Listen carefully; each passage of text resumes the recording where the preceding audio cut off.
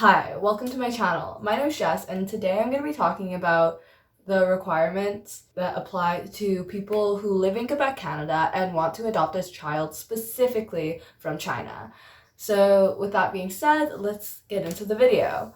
Before we do talk about the requirements, actually, I will strongly suggest that you look further into the adoption process.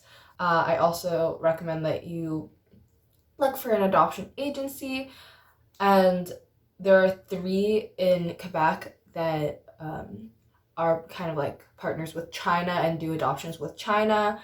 But one of them, Enfant du Monde, currently isn't taking registration, so obviously you shouldn't go to them. The other one is Secrétariat d'Adoption Parents Sans Frontières. And then the last one is Société Formons une Famille, and that's the one that my parents kind of reached out to, and that adoption agency kind of guided my parents throughout the adoption process.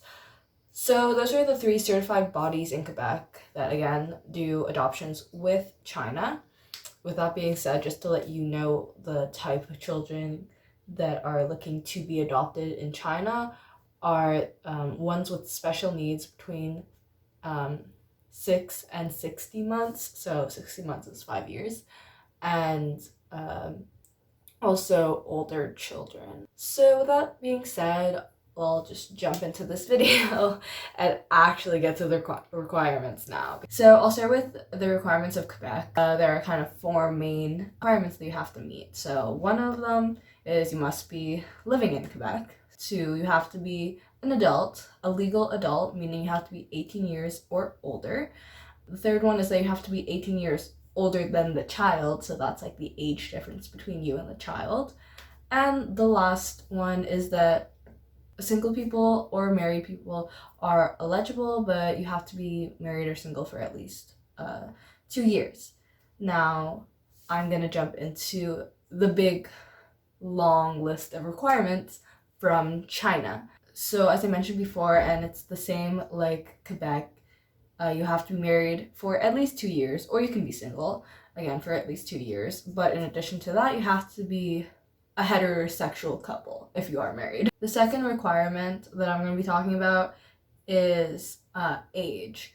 So in China, they expect you to be a minimum of 30 years old, and there are additional requirements if you are over 50 years old, and those are the following. If you're in a couple and the youngest spouse is over 50 years, the age difference between that younger spouse and the child must be less than 50 years, like the age difference. The next requirement is actually a newer one that's been implemented. So that is family employment income.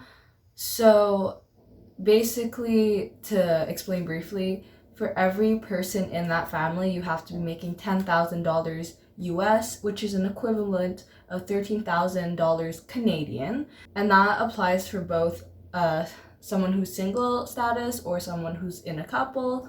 The total family employment income that you have to be making is $30,000 US or $40,000 Canadian approximately.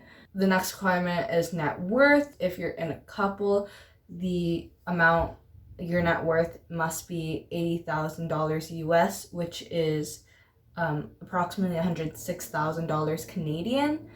If you're single, your net worth has to be $100,000 US, which is $132,000 Canadian. The number of minors in the house, for couples, there can't be more than 5 people that are minors, and there can't be more than 2 minors if you're single.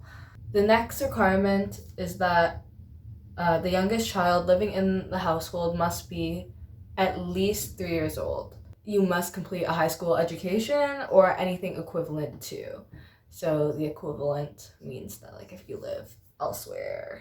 And the next one is you have to be in good physical and mental health. And with that being said, part of the adoption process is having a psychosocial analysis, which is basically like it's like there's a home study. The next requirement is that both parents or the single parent must not have a criminal record. Then another requirement is they have to have a body mass index below 40. If I'm correct, we're on the 11th requirement, which is you must at least take 12 hours of preparation courses to adopt internationally. There's that extra challenge of integrating your child who doesn't look like you, so you might be questioned, and your child might ask about their birth parents and like why they look different from you. Anyways, that's it. I hope that this was like educational in some sort of way. I'll leave again all the links in the description, even if you're not adopting. Like, it is an interesting subject. And yeah, thanks for listening.